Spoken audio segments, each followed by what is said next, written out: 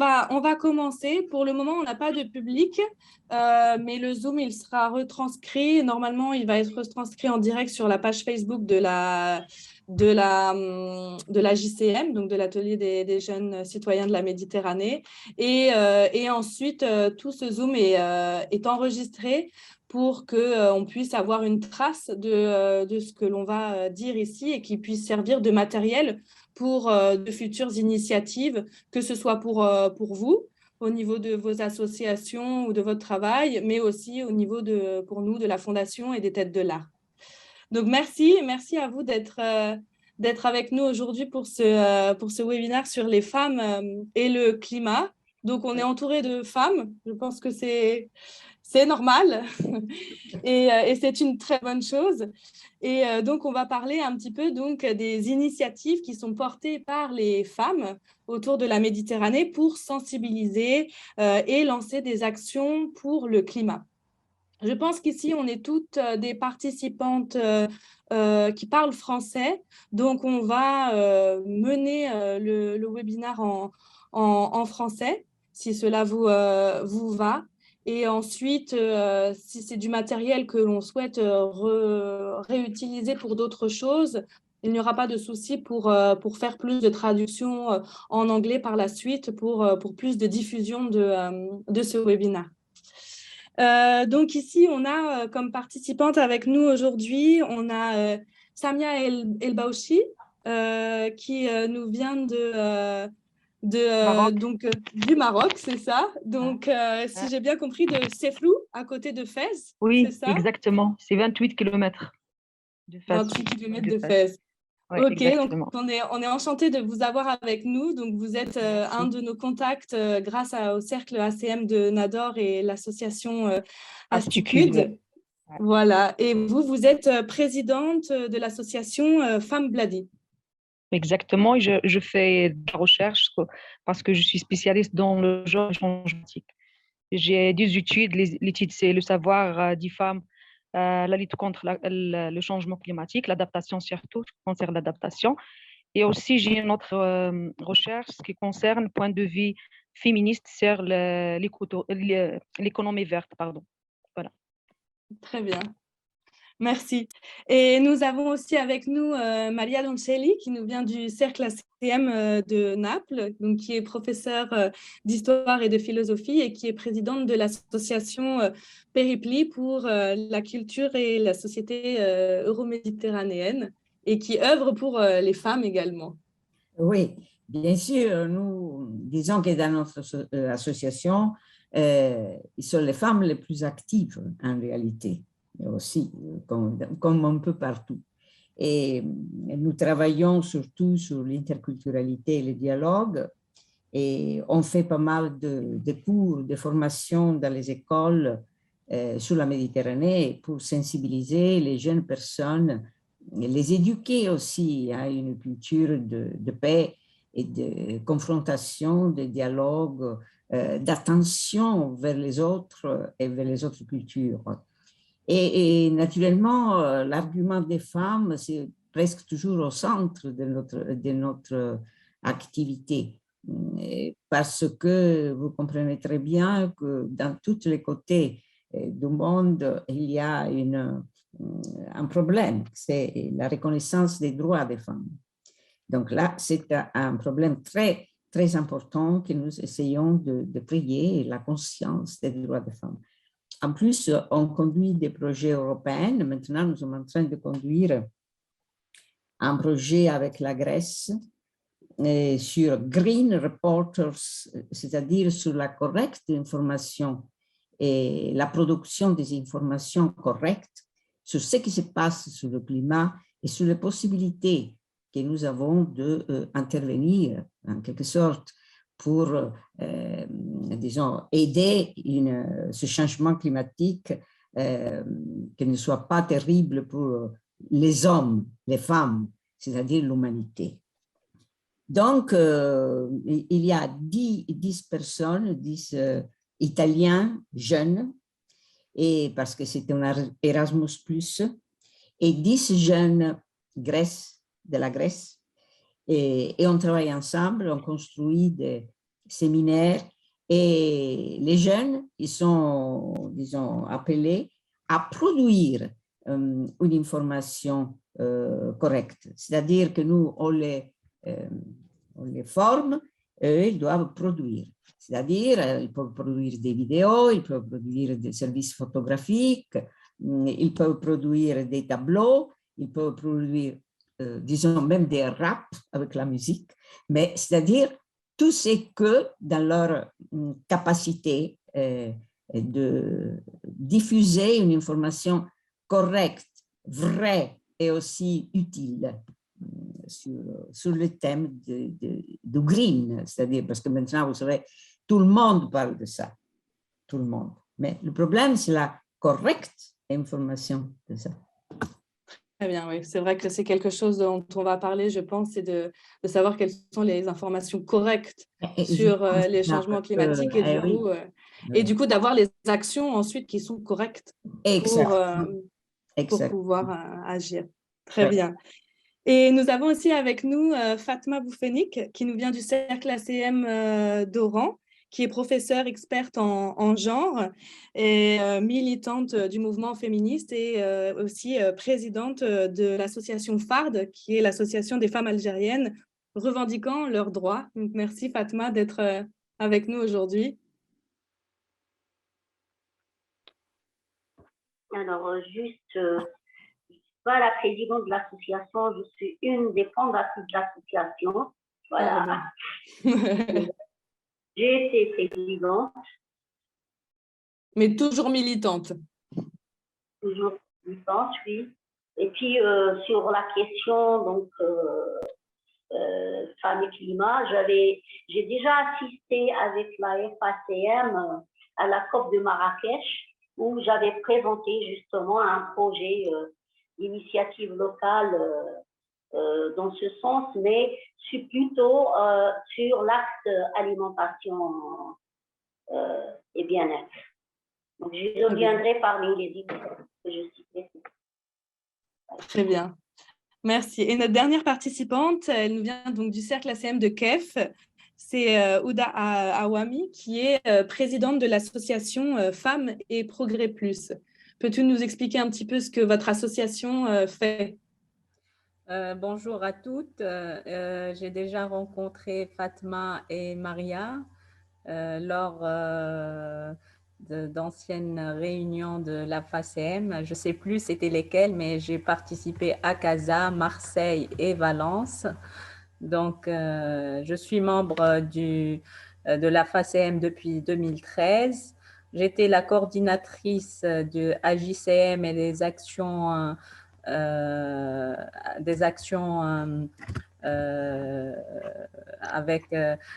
écologiques dans le cercle de Tunis. Là, on a créé dernièrement, il y a quelques mois, le cercle du KEF, parce que mon association dont je suis présidente œuvre au KEF, même si moi j'habite à Tunis. On travaille avec les femmes rurales. On cherche à sensibiliser déjà les femmes et les jeunes et l'empowerment, à l'autonomisation des femmes, qu'elles puissent connaître leurs droits, qu'elles puissent être autonomes, leurs droits et leurs devoirs, que ce soit social, politique ou économique. Donc, on a fait beaucoup de projets avec pas mal de bailleurs de fonds pour que ces femmes-là soient autonomes, qu'elles créent leur propre petite entreprise, que ce soit des projets artisanaux ou dans l'agriculture. En fait, on a une membre qui s'est occupée de tout ce qui est agriculture, une autre qui s'est occupée de la formation, parce qu'on a fait aussi des formations à ces femmes-là. On a fait des projets avec la BAD et aussi avec la présidence de la République. Donc, c'était surtout On a surtout travaillé avec la femme rurale au nord-ouest et c'est la partie la plus pauvre de la Tunisie. Et c'est des régions montagneuses où l'accès, dans certaines régions est un peu difficile, surtout pour l'éducation de la femme, l'éducation des jeunes filles. Donc, c'est vrai qu'à un certain moment, la Tunisie était plus développée que d'autres pays arabes, mais on a régressé. Il y a un taux d'alphabétisation, surtout au niveau des jeunes filles, qui a augmenté. Donc, on a une fois, lors d'une action, on a trouvé une fille de 16 ans qui n'est jamais allée à l'école et qui ne savait, la pauvre, pas tenir un stylo. Et elle était ravie rien que qu'on puisse l'intégrer dans nos activités et qu'on lui apprenne à peine d'écrire. Je suis membre de Green Cross International dont le siège est à Paris. Et donc, tout ce qui concerne l'écologie, l'environnement, j'y tiens beaucoup. Je me sens concernée parce que petite, mon quartier était le quartier pilote, le quartier qui a là où on a testé le projet pilote il y a de ça peut-être 30 ans ou plus, 35 ans, le projet pilote de tri de déchets. Donc, j'ai grandi avec cet esprit où il fallait trier. Malheureusement, le projet n'a pas abouti, n'a pas eu de succès, mais tout le monde nous enviait à cette époque-là qu'on était sélectionnés pour essayer c'est-à-dire le quartier qui a eu disons, récipients, poubelles, où il y avait tout ce qui est recyclable et tout ce qui est déchets ménagers. Donc, et j'aime la nature, donc j'ai une certaine sensibilité pour tout ce qui est écologie et environnement. C'est vrai que là, on travaille avec le Cercle du Kef, on travaille quand même, c'est une partie de la Tunisie où tout est, malheureusement, c'est politique, alors que cette région-là, c'était le grenier de Rome. Madame peut confirmer, c'était il granaio di Roma. La Tunisie è stata il granaio di Roma, parce que la terre au nord-ouest était fertile. Sauf qu'on a eu deux dictateurs qui ont créé le régionalisme et donc ils ont cassé le nord. Donc le nord a été, disons, affaibli par rapport aux régions côtières dans le Sahel, dont faisaient partie les deux anciens présidents. Donc nous, surtout, parce que ma mère est issue du KEF, donc elle a voulu déjà, quand elle a fondé, je suis aussi membre fondateur, mais l'idée venait d'elle, travailler sur sa région.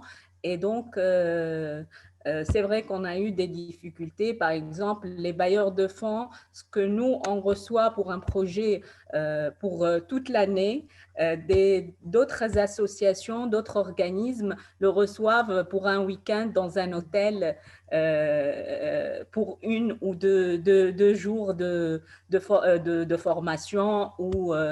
Donc, c'est vrai qu'on n'a pas eu beaucoup de fonds, même si on faisait du travail du terrain efficace pour des femmes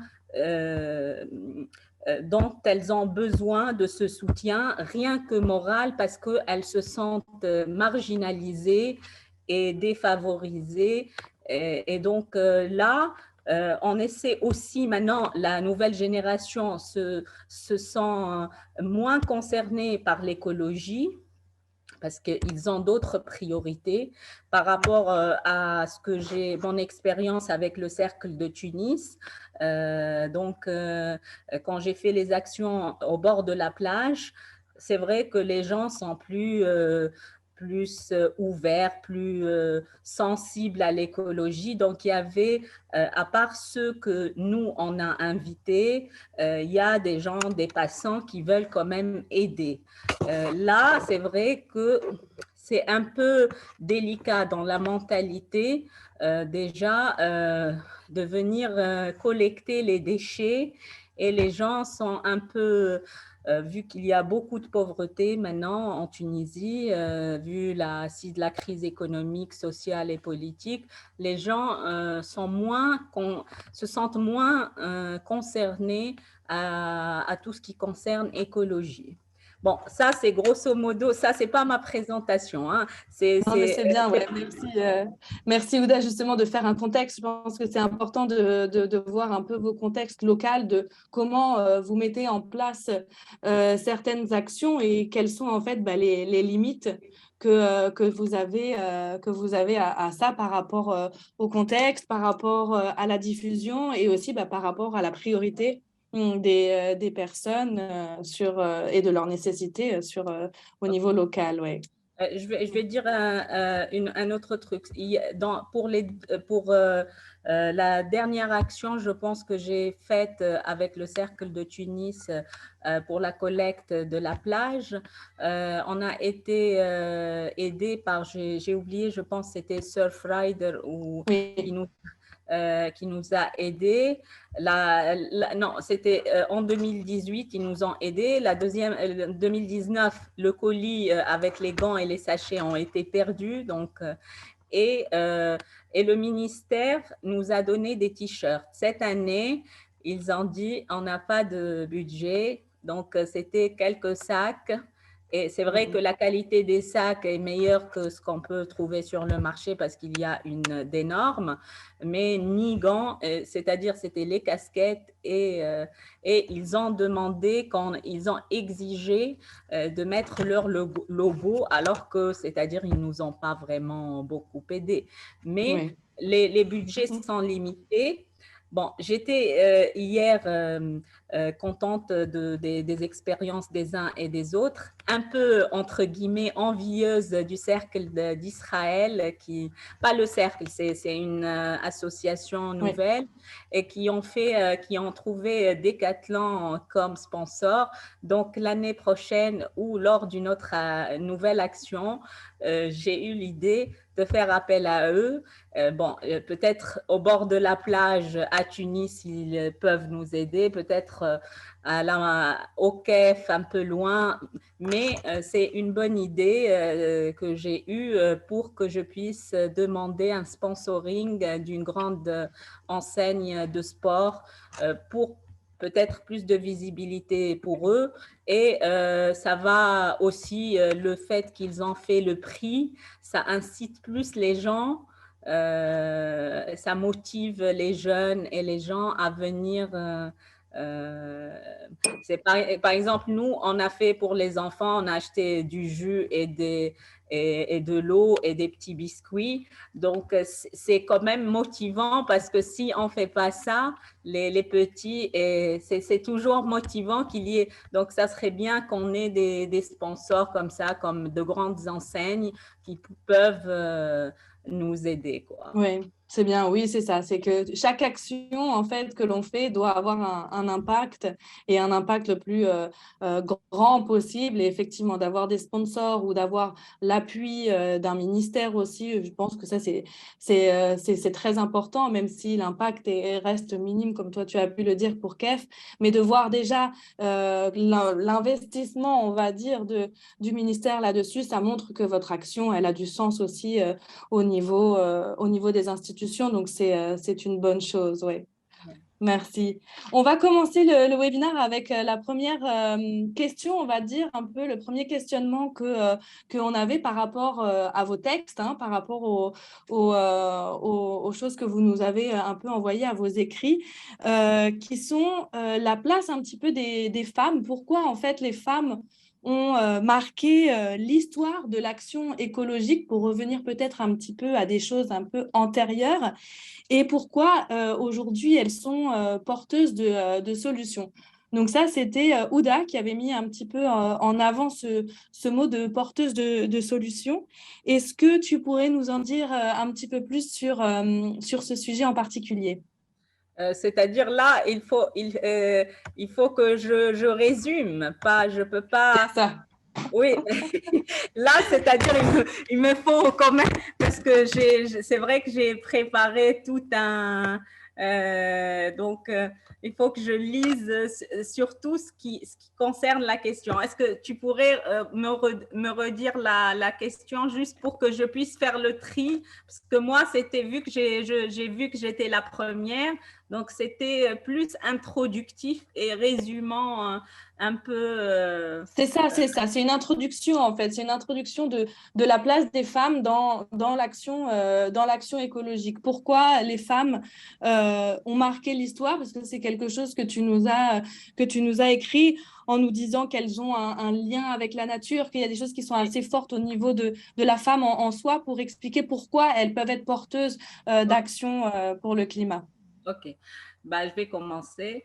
Bah, notre santé et notre alimentation, l'oxygène que l'on respire dépendent de la sauvegarde de notre écosystème. C'est pourquoi il faut penser équitablement, bâtir intelligemment, innover pour le changement. En effet, la femme est un acteur clé pour le progrès et surtout pour la préservation de notre écosystème.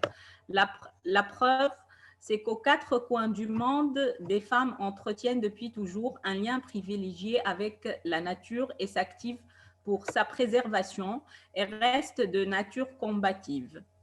Sacralisées ou accusées de sorcellerie selon les époques, les femmes entretiennent un lien singulier avec la nature, source de nourriture, de protection et de soins, et qui, depuis des siècles, s'engage en sa faveur. Ce que j'ai découvert au fil des années, c'est que leurs combats sont à la fois porteurs d'espoir et très novateurs face aux enjeux actuels.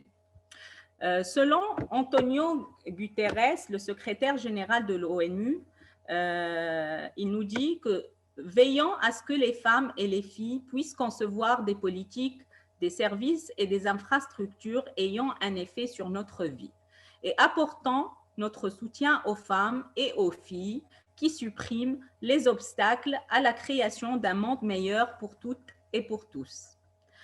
Il y a eu aussi l'accord de Paris du 12 décembre 2015 qui reconnaît le rôle de la femme issue de la COP 21 qui mentionne pour la première fois la nécessaire prise en compte de l'égalité des sexes et de l'autonomisation des femmes dans son préambule. Consciente que les changements climatiques sont un sujet de préoccupation pour l'humanité tout entière et que lorsqu'elles prennent des mesures face à ces changements, les parties devraient respecter, promouvoir et prendre en considération leurs obligations respectives concernant les droits de l'homme, le droit à la santé, les droits des peuples autochtones, des communautés locales, des migrants, des enfants, des personnes handicapées et des personnes en situation vulnérable et le droit au développement ainsi qu'à l'égalité des sexes, l'autonomisation des femmes et de l'équité entre les générations. Donc selon cet accord de Paris, il y a eu un accent sur l'égalité des sexes et l'autonomisation des femmes et l'équité entre les générations. Dans notre vie quotidienne, nous sommes toutes en mesure d'œuvrer positivement pour notre chère planète et nous ne pouvons qu'encourager ces démarches. Certaines y consacrent même leur vie entière.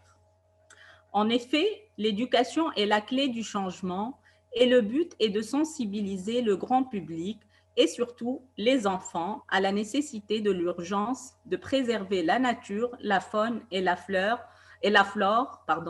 en menant notamment des actions d'éducation diffusées dans les programmes scolaires. Chose qu'en Tunisie, on n'a pas ça. C'est vrai qu'à mon époque, j'étais dans une école,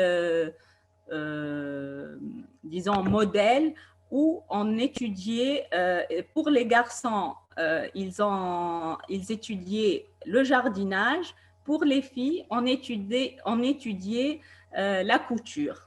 Ce genre de programme n'existe plus malheureusement, parce que ça serait bien qu'on puisse faire, je ne sais pas, peut-être une heure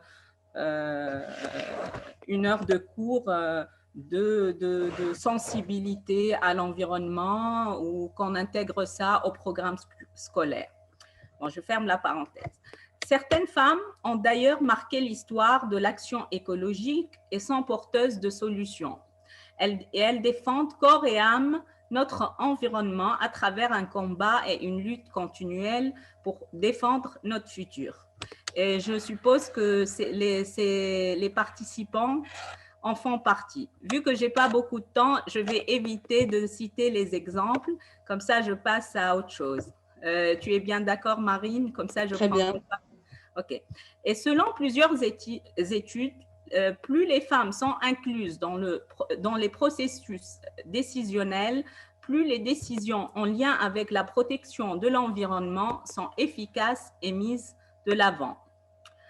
Au fait, c'est quoi l'écoféminisme? C'est vrai que c'est un terme assez nouveau, mais qu'on entend assez souvent, que désormais on entend assez souvent. C'est les femmes à la défense de l'environnement. Les bouleversements climatiques et la lutte féministe, c'est ainsi qu'on présente l'écoféminisme, une combinaison de préoccupations environnementales et féministes. Donc, par exemple, moi, je connais Fatma, elle est féministe. Tu confirmes, Fatma? Fatma? Oui. C'est une question. Je confirme et je l'assume. OK. Et donc, tu es écoféministe. Tu es pour le combat écologiste et le féminisme, tout comme moi, quoi. Oui, ça, c'est vraiment un concept, l'écoféminisme. J'aimerais bien qu'on en parle après un petit peu plus en profondeur aussi avec l'exemple du Maroc avec Samia, parce que je pense que c'est important qu'on comprenne qu'est-ce que c'est que l'écoféminisme et comment ça s'applique dans vos réalités. OK. Donc, tu veux que je ne parle pas de cette partie maintenant? Pour le moment, ouais, non.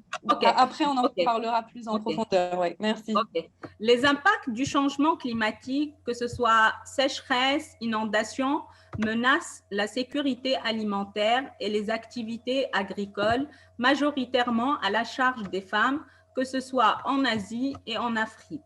Sans pour autant posséder la terre sur laquelle elles travaillent, elles perdent leurs moyens de subsistance. La raréfaction des ressources naturelles impacte aussi le temps de travail des femmes qui assurent les corvées d'eau et de bois, contribuant à leur précarisation. Les aînés ont moins de temps pour exercer les activités rémunérées et les plus jeunes sont mis à contribution au détriment de leur scolarisation.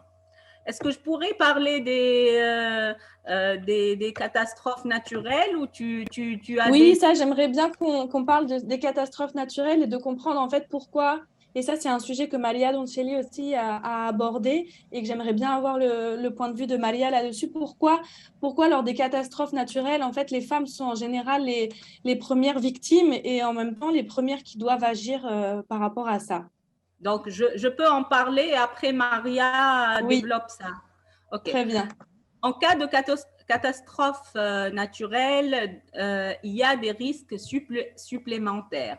Donc, lors d'événements climatiques extrêmes, les femmes sont aussi beaucoup plus vulnérables, notamment parce qu'elles n'ont pas acquis certaines compétences de survie.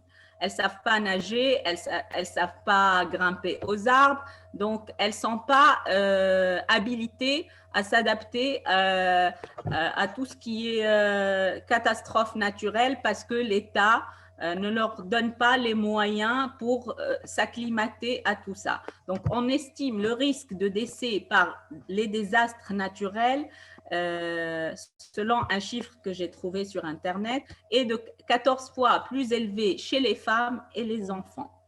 En outre, en situation de migration, les femmes sont plus facilement victimes, sont les plus souvent victimes de viols, de violences, de traite. Les femmes, même en Tunisie, il y a beaucoup de femmes qui font la récupération d'objets recyclables. Elles essaient de s'adapter à leur système agricole, à la sécheresse, et donc les femmes s'imposent comme acteurs incontournables de la lutte contre le réchauffement. Si l'environnement se dégrade, forcément la condition féminine se dégrade aussi. Au cœur des bouleversements environnementaux, il y a le capitalisme qui participe à la destruction de la nature et à l'épuisement de ses ressources. Ce système va de pair, notamment avec le patriarcat. Il y a donc un lien. Allô, comment ça? Allô? Oui, vous nous entendez? Vous êtes au webinaire. Comment ça? Je peux continuer? Oui, continuez parce que il y a un pas qui c'est. Ouais. Okay. Il y a donc un lien à faire entre l'exploitation des femmes et celle de la... Allô? Vous nous entendez? Allez-y, Ouda. Une remise en question du patriarcat qui historiquement est au centre des décisions qui ont contribué à détruire l'environnement. Donc, à part les catastrophes naturelles, il y a aussi le patriarcat, surtout dans les pays non développés, où l'homme reste encore celui qui commande, celui qui est disons, favorisée par rapport à la femme. Or, les femmes ne sont que des victimes, elles sont surtout les agents du changement en matière d'atténuation et d'adaptation au changement climatique. Dans une grande partie du monde, elles ont un rôle prépondérant dans la gestion des ressources naturelles et sont les premières sensibilisées à la dégradation de l'environnement.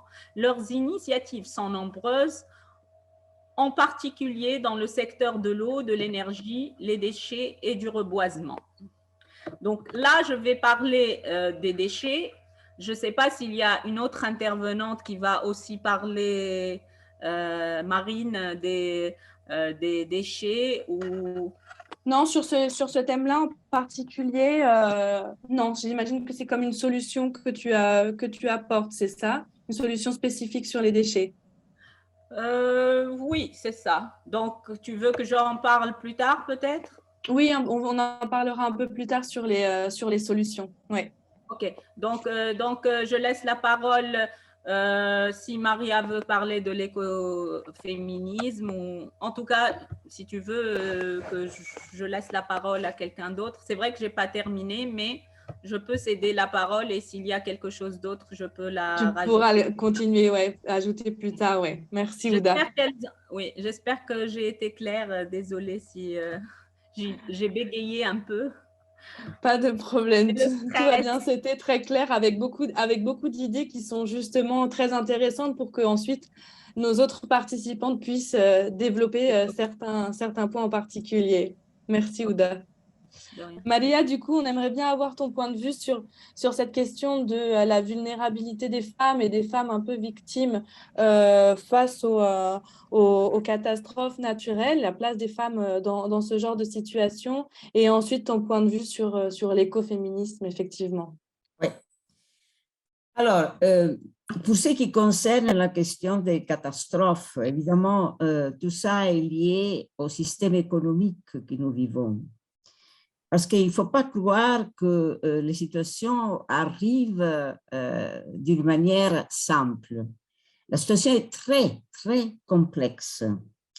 Et donc, si vous regardez qu'est-ce que nous sommes en train de vivre à ce moment-là, à la pollution, aux ouragans, incendies, dégradation de l'environnement, Et on s'ajoute naturellement une série d'effets de la pandémie, par exemple, qui est aussi elle-même un effet de la transformation, disons, de la nature elle-même, parce que si on veut croire qu'il n'est pas une situation complotiste, c'est-à-dire que le virus a été créé dans un laboratoire, on doit croire aussi qu'il se transmet et s'est transmis à travers les animaux, et que donc cette transformation et cette transmission s'est faite parce qu'il y a un changement aussi biologique dû à la situation différente, donc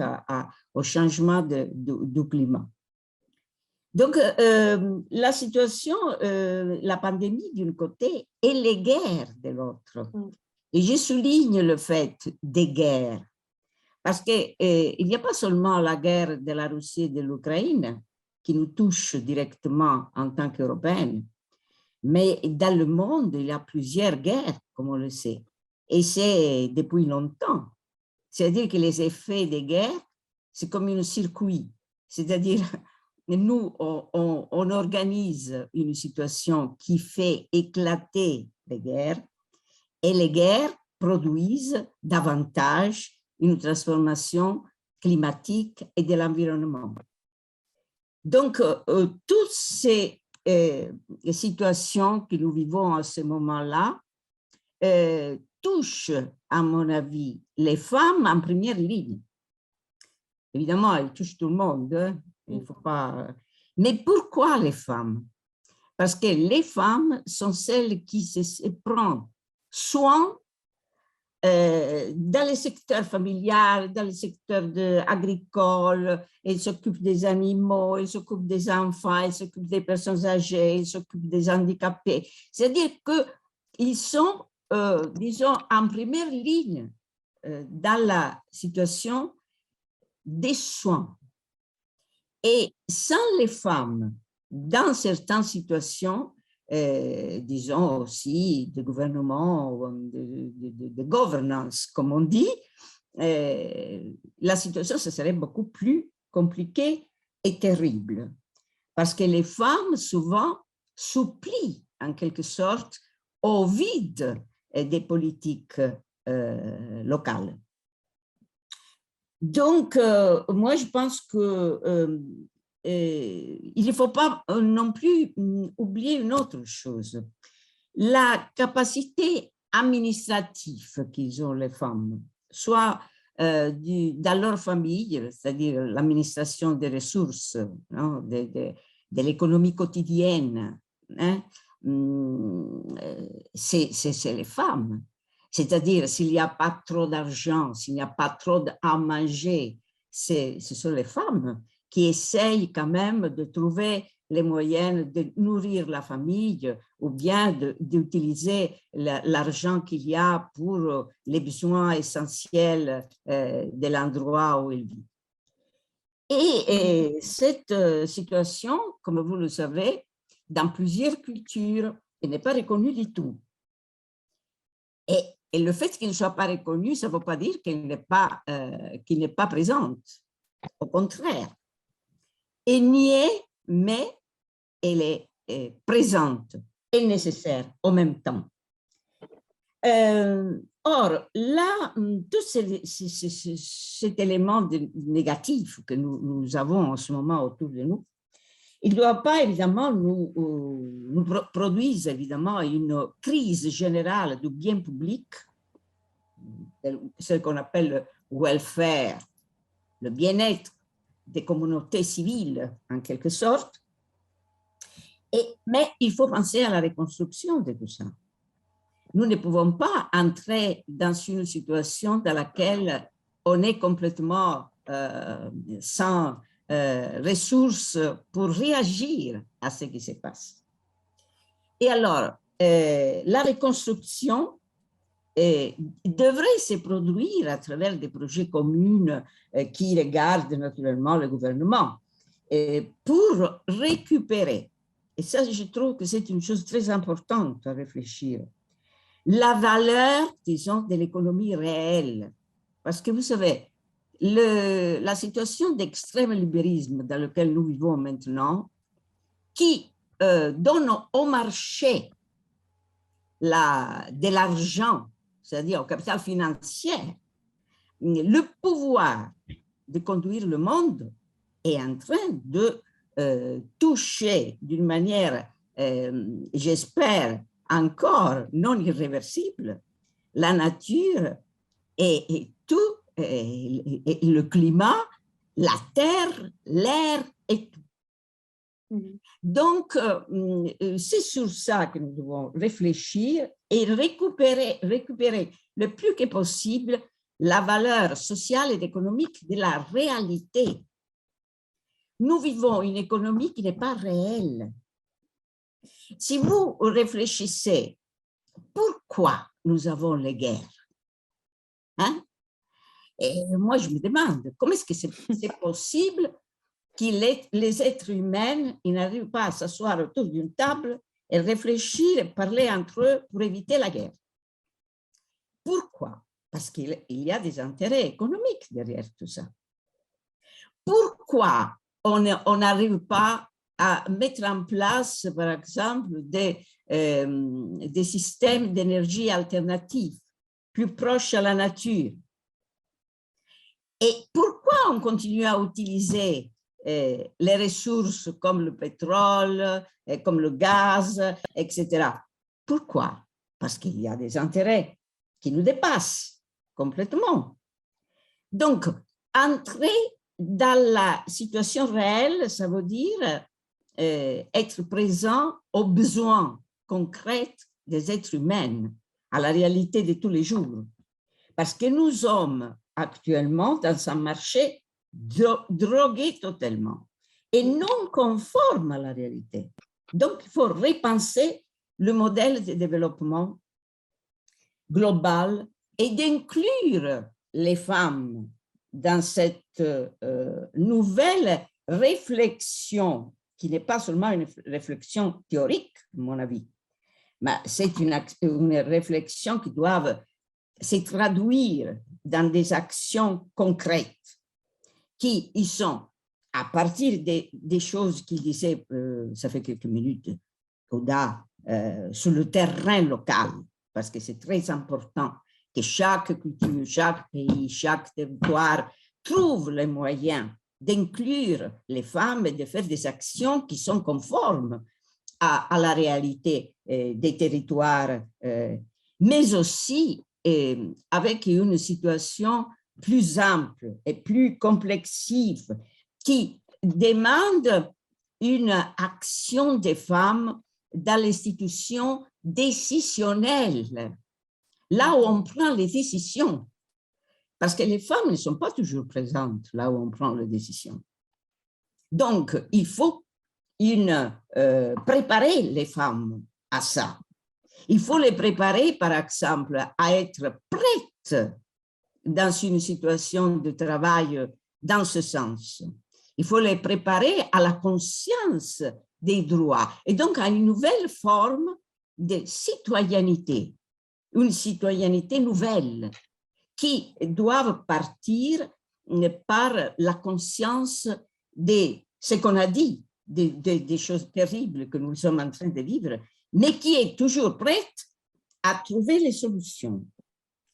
Et vous savez, ça c'est normal que je continue à le dire, parce qu'on le vit tous sur notre peau, la reconnaissance des droits, c'est à cet égard fondamental.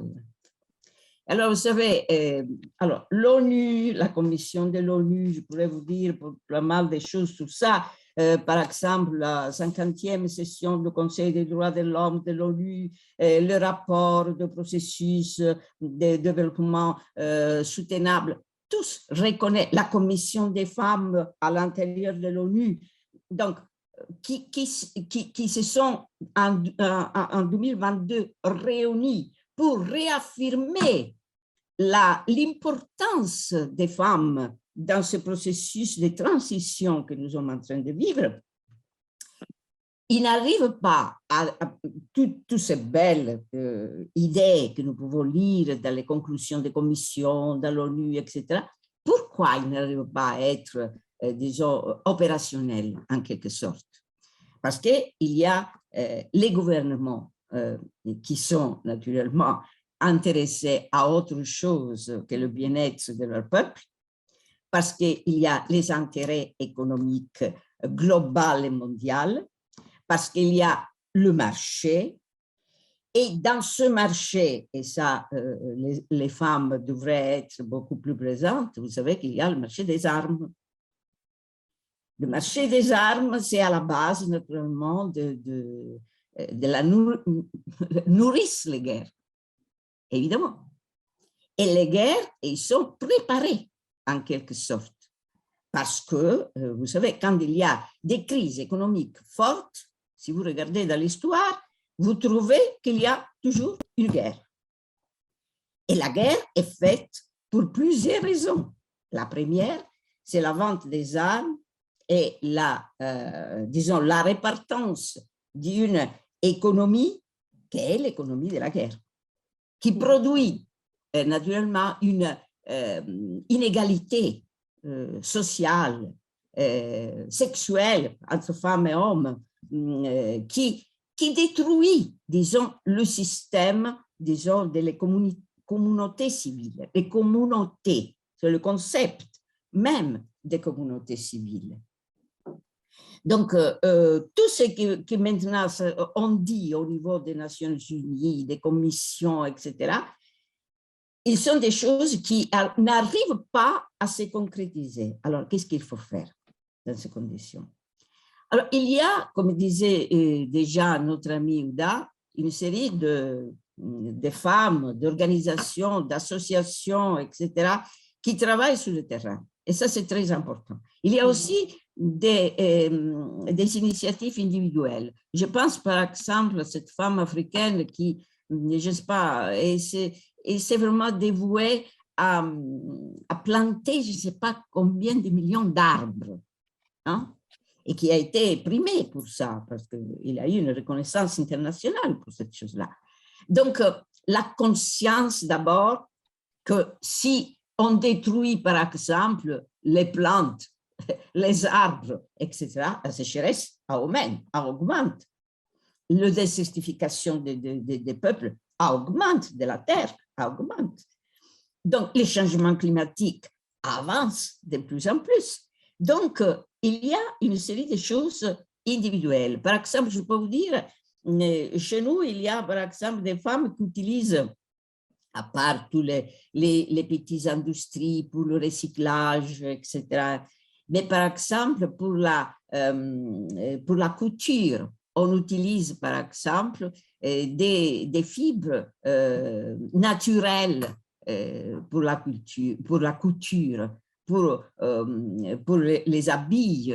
Et donc, il y a des couturiers, des jeunes couturiers, femmes et hommes, mais surtout femmes, qui sont en train, par exemple, à Naples, de faire un travail sur ce genre-là, d'utiliser que des fibres naturelles qui viennent du biologique. Donc, alors, on nourrit naturellement la petite industrie biologique qui produisent les matières premières pour qu'il y ait une autre. Donc, l'économie écologiste est possible. Ce n'est pas vrai que faire de l'écologisme détruit la possibilité d'une croissance sur le côté économique et social. Il faut changer la vision. La perspective. La perspective. Et c'est ça le problème. Et c'est pour ça que je vous dis que nous, en tant que notre petit cercle, on part, disons, on a 4 paroles qui nous tiennent dans la tête toujours.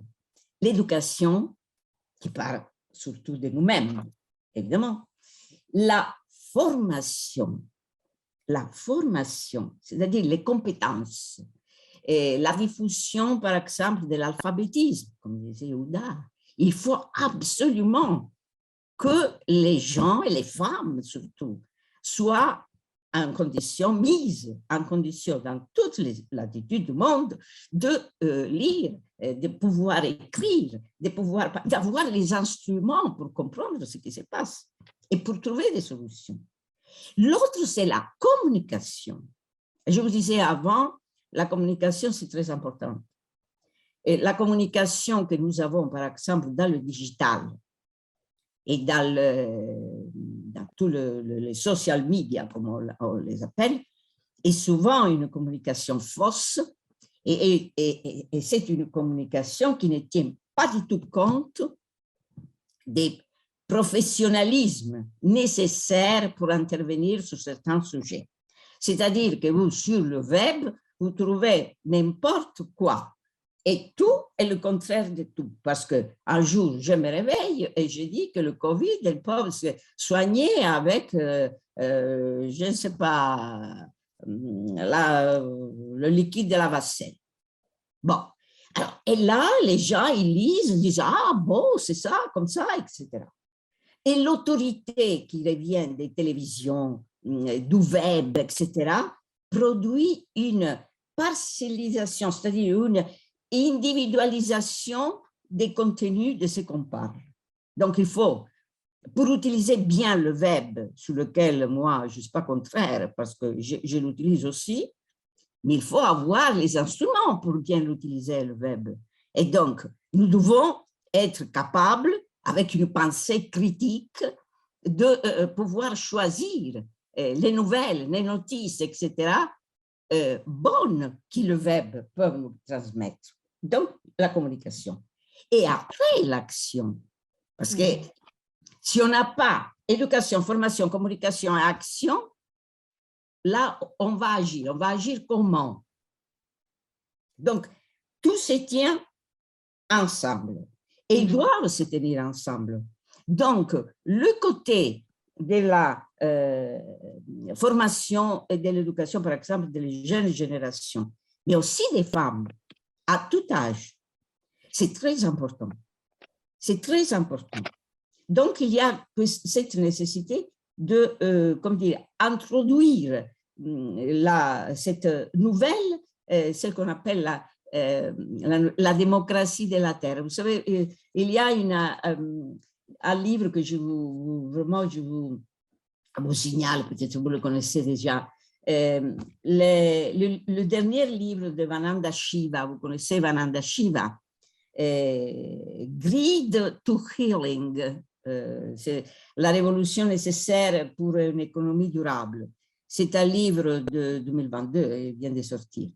Et on sait que Vananda Shiva est une physicienne quantique, écologiste, militante, théoricienne de l'écologie sociale et de l'écologie des femmes, l'écologie féministe, l'écoféminisme. Elle est devenue cette femme est devenue une référence pour tous les chercheurs, les jeunes chercheurs qui travaillent sur ce thème. Et pour Shiva, l'économie, elle dit aujourd'hui, ce n'est pas une économie, c'est une dyséconomie, elle dit, parce qu'elle est fondée sur l'accumulation. Et l'accumulation, ou avant ou après, il va produire de la destruction. Et alors, il faut se prendre soin de la terre et des autres. Et c'est pour ça qu'il faut sortir de la logique du capital et de l'argent. Et c'est aussi pour ça que les femmes sont nécessaires, parce que les femmes ont l'habitude de prendre soin de tout et de gérer la complexité de leur existence. Et donc, il y a un nouvel humanisme, en quelque sorte, qui dérive par cette démocratie de la terre, c'est-à-dire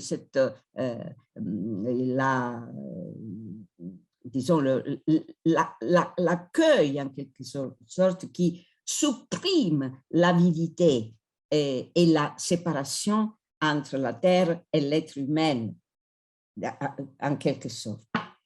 Donc, et il faut, elles disent aussi une autre chose, il faut surmonter le concept que l'être humain est supérieur à la Terre.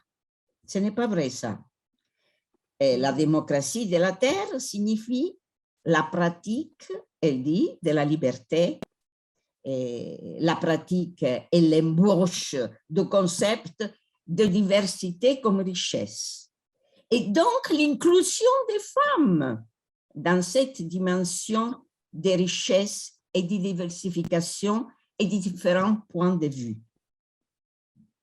Donc, je ne sais pas, peut-être je m'arrête ici, après si vous voulez, je vous donne autre indication sur d'autres institutions, organisations aussi en Italie qui sont en train de travailler d'une manière concrète, mais en même temps de diffuser une culture de l'écoféminisme et des actions des femmes dans ce moment tragique que nous sommes en train de vivre, parce qu'il ne faut pas se cacher ça. Hein.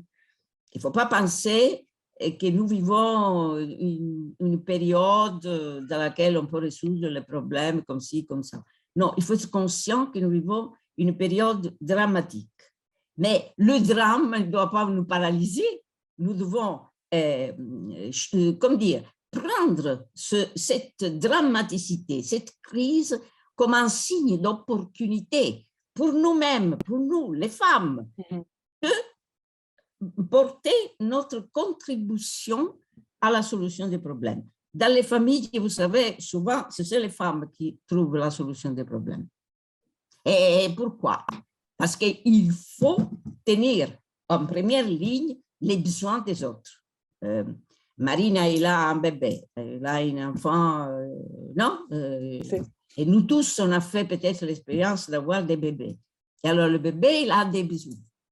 Nous devons nous occuper. Et n'importe ce qui se passe, il a la fièvre, il est malade, il a besoin de ça, il a mal au ventre, etc. Nous devons interpréter, parce que le bébé ne parle pas.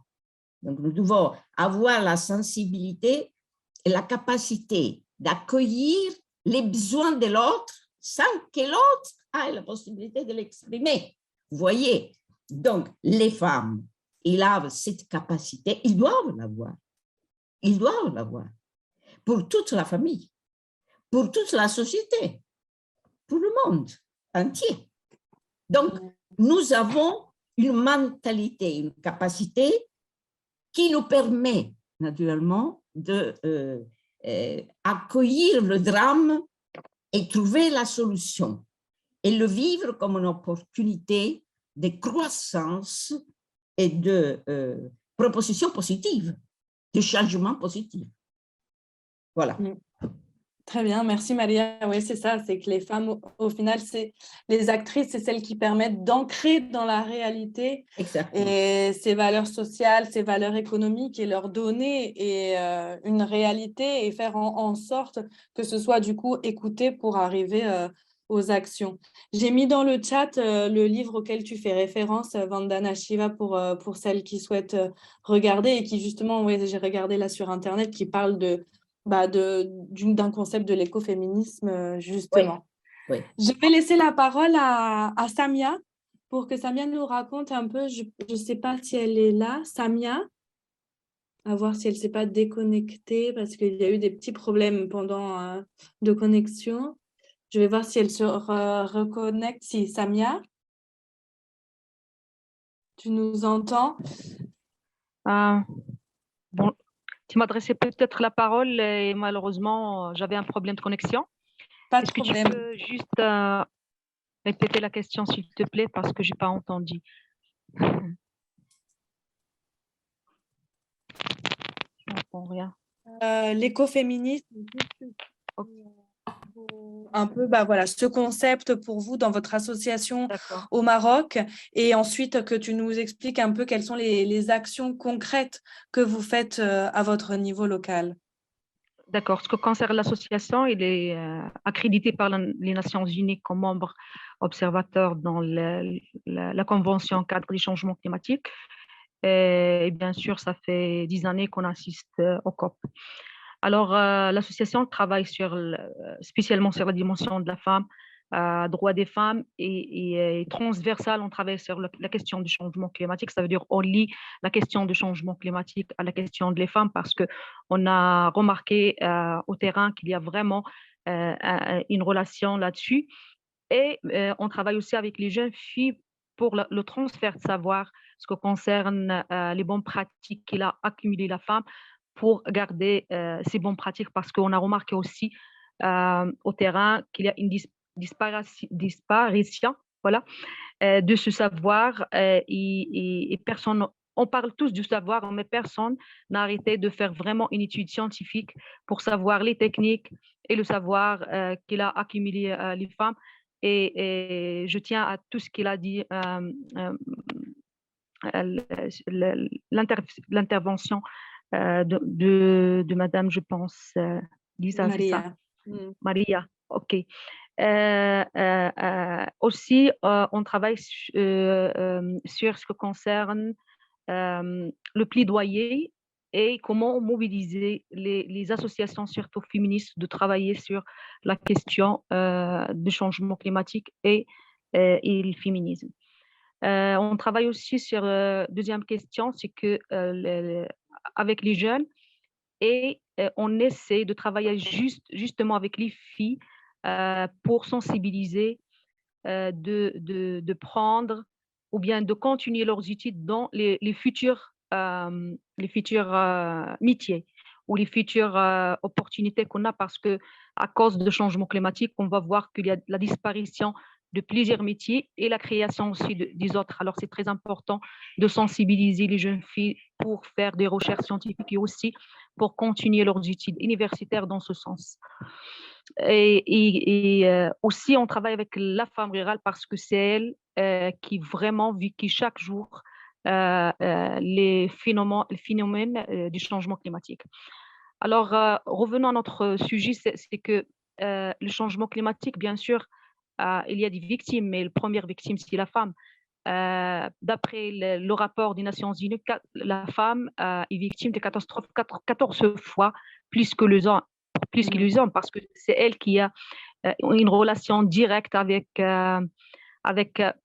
premièrement la terre, et parce que bien sûr, à cause de l'inégalité, la discrimination fondée sur le sexe et la faible autonomie économique, ainsi que la fragilité et le manque de généralisation du système d'alerte précoce et la vulnérabilité, bien sûr, des femmes devant cet effet néfaste, malgré qu'elle a accumulé, comme j'ai déjà dit, des bonnes pratiques qui ont développé pour s'adapter au changement climatique et de trouver un moyen de vivre plus résilient, mais on trouve leur voix, bien sûr, nos représentations dans les négociations, surtout sur le climat, dans les COP, dans les congrès des Nations Unies.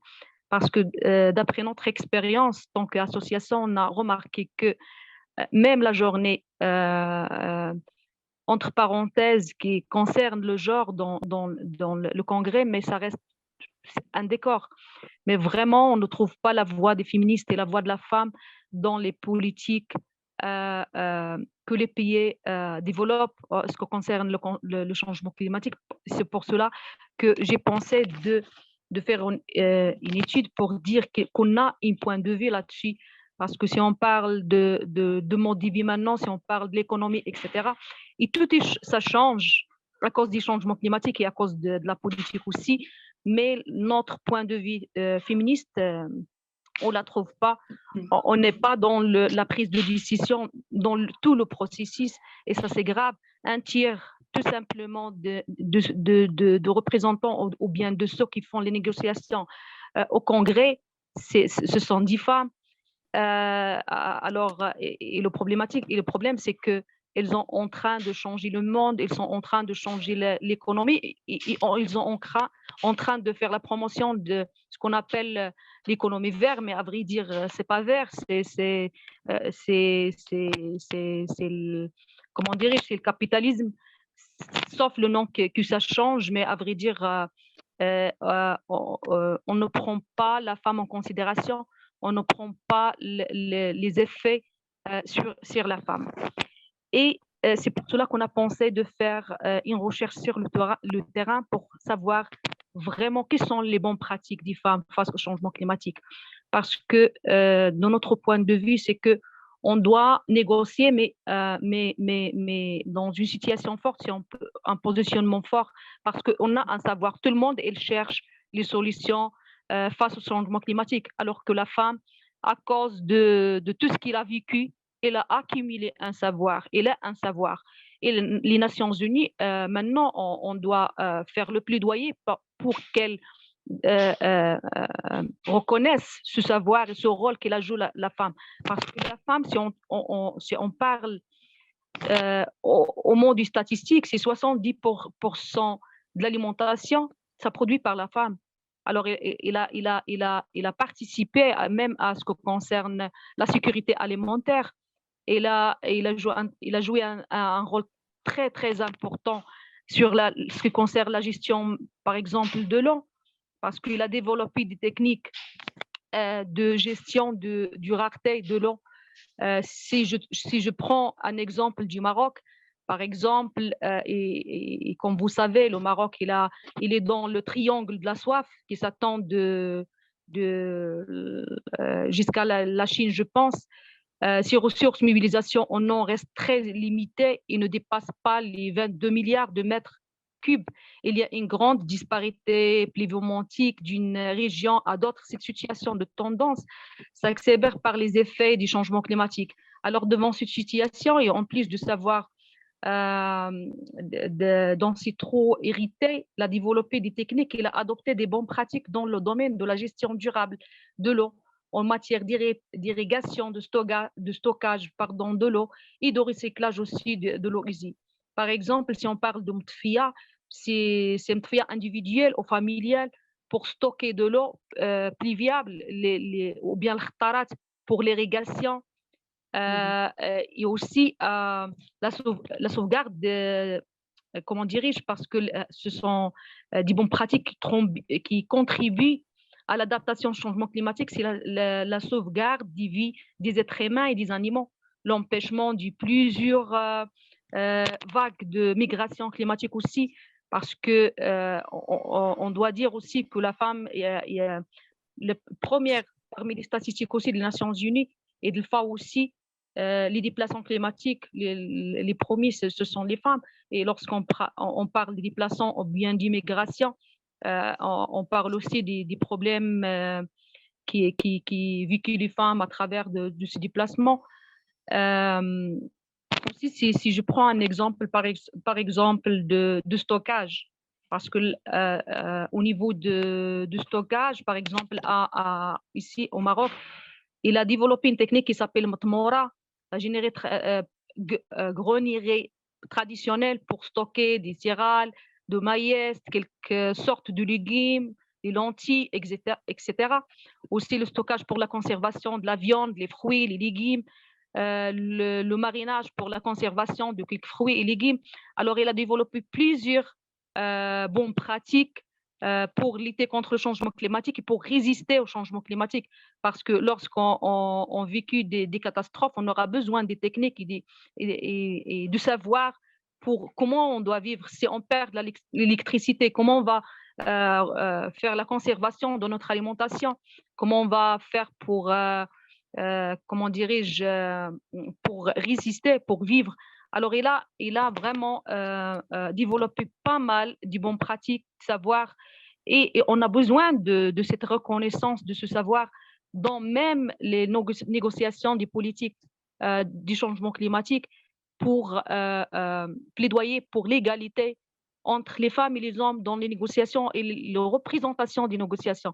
Et même les représentants du pays, on doit voir l'égalité entre les femmes et les hommes pour vraiment inclure la dimension féministe et la dimension du point de vue de féministe, parce que c'est très important aussi. Et la femme aussi, il a participé à la pérennité des races de l'élevage, si on parle, parce que c'est elle qui était pris en charge de l'élevage, etc. Et il a joué un rôle très important, même de la durabilité des ressources naturelles. Elle a fait un effort énorme et on a besoin de mettre le point là-dessus et de faire même des recherches scientifiques comment dirais-je, pour parler de ça et pour montrer le rôle qu'il a joué vraiment la femme. Ce qui concerne l'écoféministe, sincèrement, si on parle, il y a des mouvements, ça c'est sûr, il y a du travail sur le terrain, mais il n'est pas visible, malheureusement, dans les congrès. Et c'est pour cela qu'on est en train maintenant de parler que les mouvements ou bien les associations qui travaillent sur la question du féminisme intègrent la dimension du changement climatique de son agenda, de leur agenda, parce que c'est très important de montrer la relation entre les problématiques que vivent les femmes et aussi leur relation avec le changement climatique lorsqu'on parle des catastrophes, lorsqu'on parle des déplacements, lorsqu'on parle d'une catastrophe, et sachant que les hommes, ils sont en train de se maigrer, de chercher l'emploi rémunéré, mais la femme, c'est elle qui reste à la maison avec les enfants dans la terre, elle souffre, il a le risque de perdre même sa vie, mais personne ne parle de ça. C'est ça le problème. On doit montrer ces problématiques qui vivent vraiment. On doit même faire des témoignages des femmes qui vivent ces phénomènes. Et voilà. C'est pour cela, je trouve que ce webinaire est très important parce qu'il met l'accent sur cette question et pour moi, c'était un rêve parce que ça fait 10 années qu'on parle qu'il faut parler de ça, il faut sortir la question de la femme et la relation entre la femme et le changement climatique. Alors, pour moi, j'ai quelques recommandations, si vous permettez, parce qu'il faut le renforcement des capacités des femmes dans le domaine du changement climatique, aussi la valorisation des bonnes pratiques des femmes dans le domaine d'adaptation au changement climatique, aussi la nécessité d'intégrer les liens du changement climatique dans les agendas des alliances et des mouvements féministes et de poursuivre la mobilisation et la pression pour la présence des femmes dans les postes de prise de décision et d'élaboration aussi des politiques publiques à tous les niveaux. Des études approfondies sur les savoirs des femmes dans le domaine du changement climatique. Aussi, il faut encourager les jeunes filles pour choisir les filières universitaires qui ont un rapport avec les changements climatiques et l'économie verte. Et il est bien clair, bien sûr, que les femmes, à travers la gestion quotidienne et stratégique des femmes, qu'elle a contribué encore à la préservation du système écologique et à la pérennité de nombreuses ressources naturelles, comme par exemple les modes de stockage de l'aliment et la gestion de l'eau. Elle a également inventé les moyens de s'adapter, de résister, d'atténuer de nombreux phénomènes extrêmes au changement climatique dont l'on peut tirer des leçons pour une pratique durable et un mode de vie aussi équilibré avec l'environnement. Mais malgré tout ça, la représentation de la femme reste très limitée dans la prise de décision, comme j'ai déjà dit. Et la prise de décision et les positions en raison de la prédominance de la pensée masculine et de manque d'égalité entre les deux sexes. Alors la solution, selon nous, en tant que femme, réside dans l'adoption de politiques grandissant la justice climatique et l'égalité de sexe et dans la participation effective des femmes aux négociations internationales et aux postes de décision, que ce soit au niveau local, régional, international, sur les pieds d'égalité entre les deux sexes. Voilà, merci. Merci Samia. Merci Samia, c'est très, très intéressant et de voir que ta mise en situation et ensuite avec ces recommandations et ces solutions pour toi et de voir, bah oui, c'est ça, l'écoféminisme, c'est visibiliser et le travail sur le terrain des femmes, visibiliser leurs bonnes pratiques parce que comme tu l'as dit, les femmes, elles sont résistantes, elles sont adaptables et elles, voilà, c'est ça, elles s'adaptent au changement, donc c'est très, très important leur rôle et qu'elles soient visibilisées au niveau de leurs actions et également qu'elles puissent prendre les décisions au niveau des institutions ou locales ou internationales. Merci beaucoup, Samia. J'aimerais laisser la parole à Fatma pour nous donner un peu son point de vue et son expérience sur ces initiatives qui sont portées par les femmes à l'origine des femmes et qu'est-ce que c'est l'écoféminisme en Algérie avec des exemples de l'Algérie. Je ne sais pas ce qui va me rester à dire puisqu'il y a des choses qui ont été dites. Sincèrement, je ne pensais pas que ça allait prendre ce format-là par rapport aux interventions. Mais je reste sur le document qui nous a été envoyé et où donc ce webinaire qui est intitulé « Femmes et climat, quelles sont les initiatives prises par les femmes pour sensibiliser et initier ?» Fatma, on ne t'entend plus.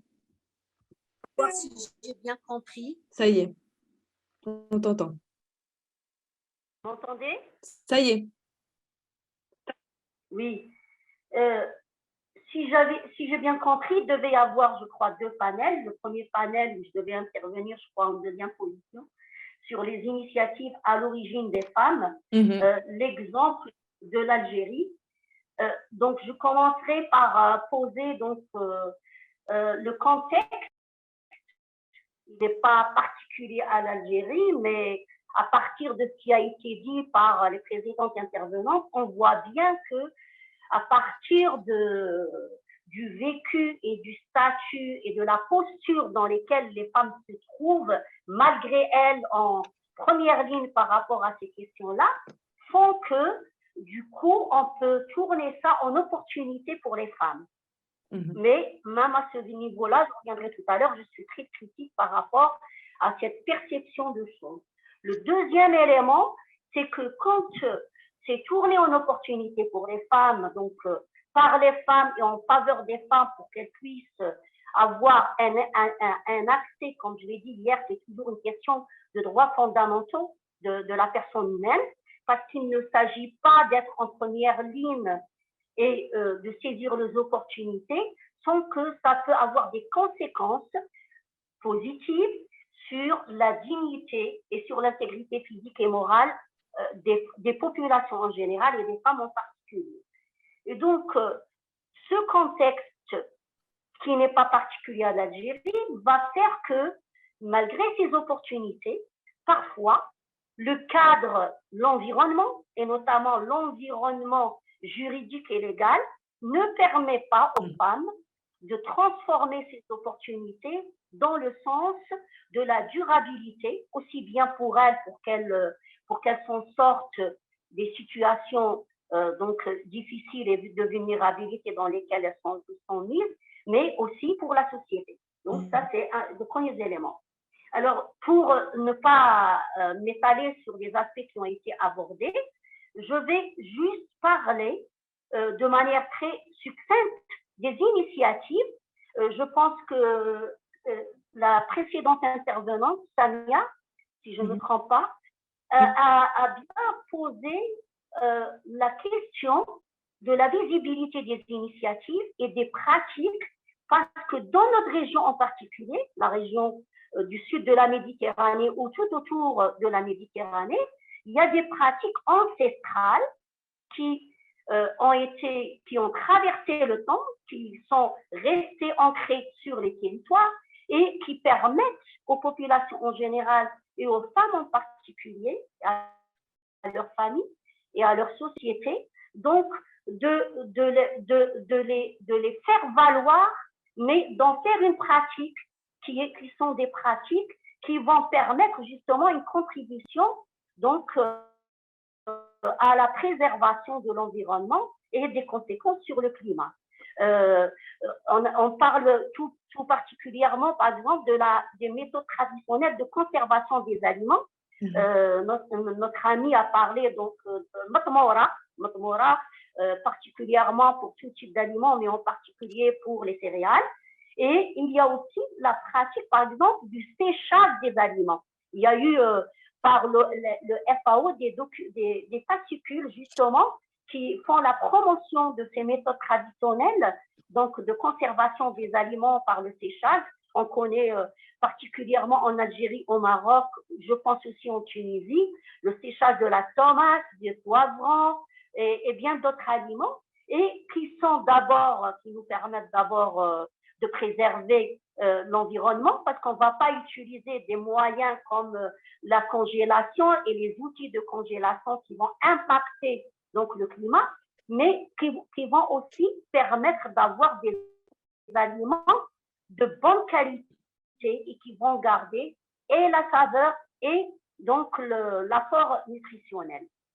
Et puis aussi, c'est souvent aussi conservé dans des emballages, des contenants qui sont aussi d'ordre naturel, comme des sacs en tissu, et ça nous permettra d'éviter donc la congélation et déjà du plastique, donc on va les conserver dans des sacs en tissu. Et aussi, il y a l'expérience particulière qu'on connaît en Algérie, mais qui n'est pas spécifique peut-être à l'Algérie, je ne sais pas ce qui se passe ailleurs, c'est l'expérience des fougara pour justement la préservation et la conservation et la réduction du gaspillage d'eau par un système donc d'irrigation des jardins de niveau micro-familial, donc ça aussi c'est à développer, et qui souvent sont l'œuvre de femmes, parce que c'est dans la proximité de l'espace domestique, mais ça ne veut pas dire que je suis pour la promotion de l'enfermement des femmes, même en dehors de l'espace domestique, qu'elles soient donc juste dans ce qui est autorisé et toléré par donc le système patriarcal. Et il y a l'exemple des fougara, il y a aussi bien d'autres exemples, mais en général, c'est des pratiques qui sont liées aussi bien à l'alimentation qu'à la préservation de l'eau, mais aussi à la préservation de la qualité de la terre. Et donc, du coup, ça peut être une opportunité, pas seulement pour les femmes, mais pour dans le domaine agricole, je vais parler dans le domaine agricole, par le développement de tout ce qui est agriculture bio et qui maintenant se développe de plus en plus. Elle est encouragée parce qu'elle permet justement de ne pas avoir de l'impact sur l'environnement. Alors, moi, je vais peut-être donner une petite conclusion pour peut-être permettre le débat. C'est que je considère que l'affaire de la préservation de l'environnement et de la responsabilité vis-à-vis des climats, et ça, nous l'avons déjà dit en tant qu'association lorsque nous avons participé à la COP de Marrakech, que ça ne devrait pas, parce que c'était déjà l'évaluation, bilan-évaluation des OMD et la mise du processus en place des ODD. Il ne faudrait pas, ça a été dit par les intervenants précédents, c'est qu'il faut que les femmes soient partie prenante de tout le processus, de la décision jusqu'au bénéfice d'accès, et donc le bénéfice du processus de production de biens ou de services. Mais souvent, quand on dit bien, on accepte donc parce qu'il y a un intérêt d'État, parce que les institutions souvent ne peuvent pas répondre à tous les besoins des populations, donc elles laissent faire, soit les populations vulnérables elles-mêmes, et généralement c'est les femmes, et donc elles laissent faire les associations et deviennent des alternatives à des problématiques qui en réalité devraient être prises en charge par tous les acteurs et doivent être inscrits dans des politiques publiques pour qu'il y ait une vision globale et que chaque acteur puisse trouver sa place. Et les femmes et les associations qui travaillent sur les droits des femmes et les associations féministes et le mouvement des femmes en général doivent avoir que sa place et rien que sa place. Mais il ne faudrait pas que au nom du fait qu'ils se sont trouvés que ce mouvement-là, toutes composantes confondues, se soit trouvé devant donc cet état de fait ou comment dire, devant le fait accompli et qu'elles réagissent comme étant puisqu'elles sont en première ligne, il ne faudrait pas qu'on les responsabilise totalement et globalement par rapport aux solutions qui doivent être mises en place. Parce que ça fait encore une fois, donc leur faire porter toute la charge de la société et la conséquence sera une charge mentale qui va avoir un effet négatif sur la santé mentale et physique des femmes, alors que j'ai commencé par le fait que l'intérêt de l'implication de tout un chacun, donc les femmes, devrait avoir un effet sur le bien-être physique et mental des individus, parce que ça fait partie du processus de l'accessibilité, de l'effectivité et de la redevabilité par rapport aux droits fondamentaux. Voilà, je vais arrêter là pour permettre le débat. Très bien. Merci beaucoup, Fatma. C'était très intéressant et d'arriver aussi à certaines un peu conclusions et de pouvoir reprendre un peu les analyses de chacune pour arriver à dire ce que tu as dit et de dire que toutes les femmes sont partie prenante et doivent être partie prenante de tout le processus de décision et en mettant en avant, bien sûr, les actions sur le terrain jusqu'aux décisions après au niveau des institutions. Est-ce que une de vous voudrait rajouter quelque chose par rapport aux interventions ou bien on passe plus sur une partie de débat? Est-ce que certaines ont des questions? Sachant que dans le public, nous n'avons pas de public directement avec nous sur le Zoom. Ouda, oui? Moi, je voudrais, les filles ont un peu ratissé tous les sujets, presque tous les sujets. Moi, je voudrais juste dire, par exemple, nous, en Tunisie, on a inscrit, on a mis le droit à la constitutionnalisation à l'eau dans la Constitution. Donc, on l'a inscrit dans la Constitution de 2014. Donc, c'était une avancée par rapport à pas mal d'autres pays. Et ça veut dire qu'il y a une conscience politique de l'intérêt de la nature, de l'eau, qui en fait partie, et la sécheresse et le changement climatique un peu partout. Donc, je voulais juste parler de ça.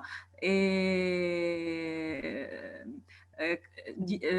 Fatma disait, elle a une autre vision. Oui, la femme, par exemple, Maria disait que vous êtes maman et naturellement, la femme, c'est elle qui procrée, son corps est différent de celui de l'homme. Je suis pour l'équité. En fait, moi j'ai fait du droit, donc la première année de droit, on nous enseigne la différence ou la nuance entre égalité et équité. Moi, je suis pour l'équité, c'est-à-dire oui, en globalité, je suis pour l'égalité des femmes, mais je suis encore plus loin dans l'équité pour les femmes. Donc, les femmes, oui, naturellement, elles sont en premier plan plus vulnérables, plus marginalisées, parce qu'elles sont plus faibles, parce que quand même, il y a le patriarcat dans des pays comme le nôtre, même s'il est plus ou moins avancé par rapport aux autres pays arabes, mais on reste quand même d'une culture musulmane et arabe. Donc, l'homme reste l'homme. Peut-être dans les pays européens, c'est une mentalité dépassée. Et donc, la femme est forcément plus vulnérable qu'ailleurs. Mais on essaie, on combat. C'est pour ça on est avide, en tout cas du moins moi, avide de savoir pour progresser, et surtout travailler sur le terrain pour sensibiliser le plus de femmes, que ce soit analphabètes ou éduqué, parce que même si on est éduqué, par exemple, Maria disait que parler des réseaux sociaux et de la communication, on n'est jamais sûr de l'information qu'on reçoit. Donc, on ne sait pas tout. Donc, il faut s'informer, il faut rechercher, il faut mettre la formation aussi. Elle a parlé de formation, c'est-à-dire, ça serait bien qu'il y ait des formations même pour nous. Par exemple, moi, je vous ai dit hier, je ne savais pas utiliser le truc pour mettre les photos, le slide et tout. Même si je suis avocate et j'ai pas mal étudié par rapport à d'autres personnes, on reste quand même ignorant tellement il y a de technologies et de nouvelles informations, de nouvelles sciences.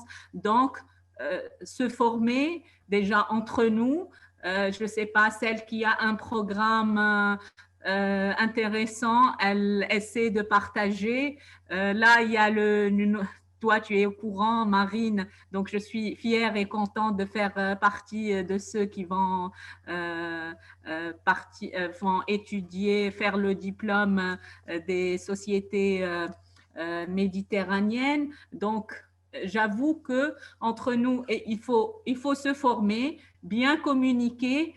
Et si on a des projets entre nous, pourquoi pas les globaliser, les faire pas, par exemple, au Maroc, Algérie, Tunisie, Italie. On a surtout Madame Maria, elle est du sud d'Italie. Nous, en Tunisie et en Italie, on a des problèmes un peu communs, ceux de la migration, alors qu'avant, il y a, je ne sais pas, une centaine d'années, une centaine d'années ou moins même, c'était les Italiens et les Français qui venaient immigrer en Tunisie. Et la Tunisie était une terre d'accueil.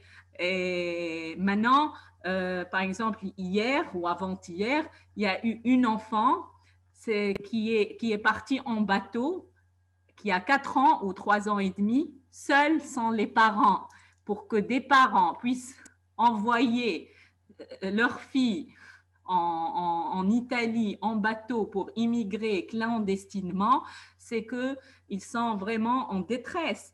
Je ne sais pas, peut-être psychologique, pécuniaire, mais c'est-à-dire, c'est une fille, c'est une femme, une future femme qui est quand même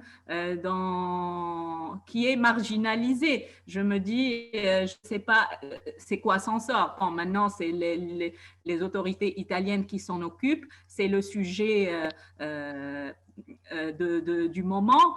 Mais c'est-à-dire, on a toute la société méditerranéenne plus ou moins les mêmes préoccupations. Donc, que ce soit en agriculture, en autonomisation de la femme, même en Italie, qui est quand même un pays, une grande civilisation, qui est européen, qui a son poids dans l'Union européenne, mais il y a des défaillances, il y a encore de la pauvreté en Italie, il y a aussi des migrants, il y a aussi des pauvres dans la rue, il y a des gens qui se sont là installés que l'État n'arrive pas à gérer. Donc, chaque pays a sa spécificité. L'Algérie aussi, qui est un pays riche, mais la population est pauvre, qui est un grand pays. Donc, le Maroc, qui est un royaume, c'est vrai qu'il est beau quand le tourisme est florissant, mais il y a aussi tout ce qui est politique, il y a les rifins. Donc, chaque pays a son contexte, mais on partage plus ou moins les mêmes faiblesses, les mêmes marginalisations des femmes. Chacune a un degré différent.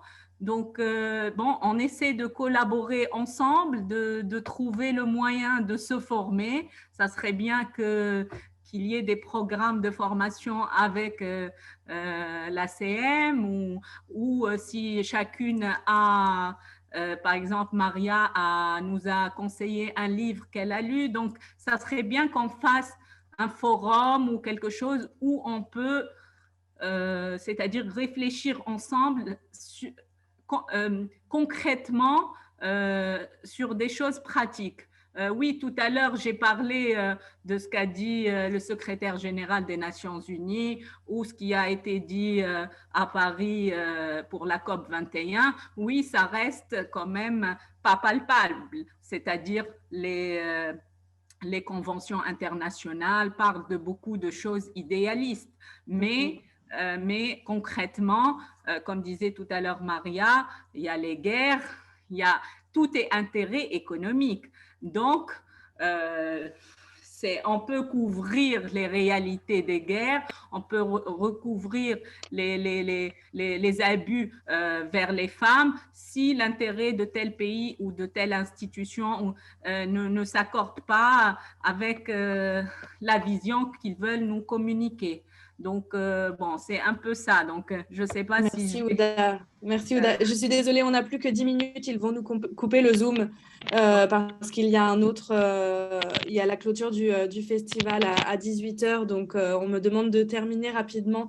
J'ai vu que Fatma avait une question et levé la main ou voulait apporter quelque chose. Samia aussi, pour terminer. Oui, je veux... Par contre, si vous permettez, je n'ai pas pris trop de temps pour parler. Je voudrais quand même ajouter 2 éléments. Très bien, Fatma. D'abord, de rappeler l'initiative, justement, ce qui s'est passé hier par rapport au booting est très significative parce que la grande mobilisation dans les différents cercles, la mobilisation était majoritairement des associations de femmes ou des femmes, jeunes ou moins jeunes. Ça, c'est pas un indicateur fort pour nos actions de terrain. Donc, deuxième élément, je voulais on voit qu'aujourd'hui aussi, même si la table ronde, elle est sur femmes et climat, on aurait pu aussi avoir un avis d'une personne qui ne soit pas du sexe féminin pour aussi qu'on puisse voir d'autres perceptions de la question. Et enfin, pour terminer, je pense que c'est opportun et qu'il y a de mon point de vue, manque dans l'intitulé donc du premier panel, c'est cette démarche donc de sensibilisation, mais aussi d'échange d'expériences. Parce que dans les échanges d'expériences, on a peu de contacts entre nous autour de la Méditerranée, et ce n'est qu'occasionnellement dans des rencontres comme celle-là qu'on parle de ce que nous faisons sur le territoire. Voilà, merci. Merci Fatma, je pense que c'est très important de finir là-dessus justement sur ces échanges d'expériences ou comme Ouda le disait, de pouvoir se former, de pouvoir réfléchir ensemble sur un sujet commun et surtout pour les femmes. C'est vrai que c'est un point très important. Maria, je crois qu'il y a aussi Samia qui voulait apporter quelque chose. Oui, je veux remercier d'abord pour l'invitation. J'étais très heureuse d'être parmi vous.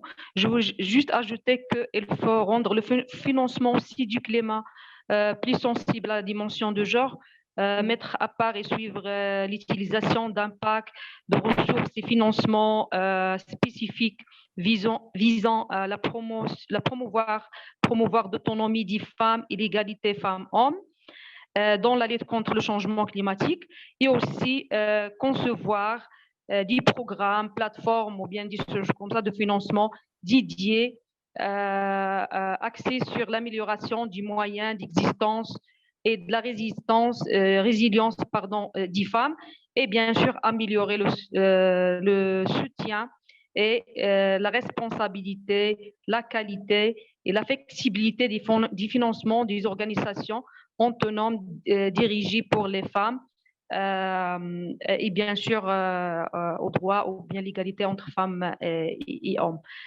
Et bien sûr, on doit mettre l'accent aussi sur l'accès à la technologie et pour les femmes, parce que surtout ce qui concerne l'information, parce que celui qui tient l'information tient le pouvoir, et on sait très bien que la plupart des femmes n'ont même pas l'accès à l'Internet, surtout si on parle de l'Afrique par exemple. Merci infiniment. Merci beaucoup. Une dernière chose, oui. Je suis désolée, c'est juste qu'on n'a pas des données Et même au niveau des Nations Unies, ce que concerne, on n'a pas une base de données bien définie ce que concerne la relation du changement climatique avec la question de la femme. Et c'est très, très important de travailler aussi là-dessus. Merci infiniment. Très bien, très bon point. Merci. Maria, une dernière chose à ajouter avant qu'on termine ce webinaire? Très brièvement, moi je voulais soutenir la proposition de la formation ensemble. Donc, je souhaite que la FACM, par exemple, organise quelques forums sur ces sujets, de façon qu'on puisse continuer à s'échanger les expériences. Et je voulais dire à Audi encore que la confrontation nord-sud par rapport aux femmes, chaque pays, il a ses problèmes. Nous, par exemple, on a beaucoup de problèmes encore, malheureusement, en Italie, parce qu'il y a une violence croissante sur les femmes. Nous avons, je ne sais pas combien d'assassinats de femmes par jour. Et donc, c'est un problème grave qui concerne vraiment la tenue même de notre société. Et il y a aussi le fait que nous avons des salaires qui sont différents. Les femmes, encore dans les usines, ils ont des salaires qui sont plus bas que les hommes. Donc, nous sommes en train de lutter encore sur la parité des salaires. Ça. Et l'autre chose, très brièvement, sont tous des problèmes qu'il faudrait, les problèmes de l'immigration. L'Italie s'est maintenant aperçue comme terre d'émigration. Mais il faut vous dire que l'Italie, c'est une terre de migration aussi, et que nous avons encore aujourd'hui une migration très importante, surtout sur les jeunes très formés, docteurs de recherche, chercheurs, médecins, etc., qui partent de l'Italie parce qu'en Italie, ne trouvent pas le travail approprié à leur formation professionnelle. Donc, ce sont des problèmes très graves. Et vraiment, last but least, vous savez que nous avons maintenant aujourd'hui un gouvernement qui est conduit par une femme. La femme, c'est une femme de droite, extrême, et que cette femme, je ne sais pas qu'est-ce qu'elle va faire maintenant, je partage presque rien de sa pensée, mais quand même, il y a une femme. Et le gouvernement qu'elle a formé, c'est un gouvernement à prévalence des hommes et des vieilles personnages, disons, qu'on connaît très bien, qui ont vraiment très mal fait. Donc, qu'est-ce que ça veut dire ça? Ça veut dire que même une femme, il y a aussi des contraintes politiques, idéologiques, etc. Donc, attention, c'est-à-dire que ce n'est pas suffisant qu'il y ait une femme. Il faut que cette femme soit bien formée et que ce soit une personne, surtout une personne capable, disons, de porter les choses vers le progrès, vers l'avancement et vers une situation de communauté de paix et d'intégration de toutes sortes. Donc voilà, je vous dis, je voulais vous dire ça parce qu'aujourd'hui, tous les journaux italiens du monde, une femme au pouvoir en Italie, c'est la première fois qu'il y a une femme comme présidente du Conseil des ministres en Italie, mais il faut voir, il faut être très vigilant aussi. Très bien, merci Maria. Merci à vous toutes. Merci à tout le monde. Merci à vous, merci pour ces échanges et pour vraiment toutes ces présentations de qualité avec vos points de vue, vos actions, et c'est très intéressant de vous entendre. On prend aussi en compte vos recommandations et sur ce que vous souhaitez pouvoir continuer avec des échanges, avec des débats, de créer un espace pour vous de réflexion. On prend tout ça en compte et merci beaucoup d'avoir été là. Si vous voulez suivre la clôture du Festival des Têtes de l'Art de MEDAction, c'est sur Facebook que ça se passe. Merci beaucoup. On vous fera part un peu du compte-rendu de ce webinaire aussi pour que vous ayez une marque de ce qui est là et de ce que vous avez fait. Et on vous passera effectivement aussi les vidéos. Voilà, merci beaucoup. Merci à toutes, même si au revoir, personnellement, je n'ai pas tout dit, mais C'était Bon super. On n'a travail jamais à le toi. temps, on n'a jamais le temps de tout dire. C'est ça le webinaire aussi. Et c'est aussi des fois des idées qui sortent et qu'on n'avait pas non plus prévu de dire. Et c'est la beauté des échanges. Et Merci la beaucoup. richesse, et la richesse Voilà. des expériences de chacune surtout. Au Exactement. revoir à toutes. Merci, Au revoir. merci Au revoir, tout le Fatima. monde. Merci, au Merci revoir. beaucoup. Au revoir. Merci Samia, au revoir.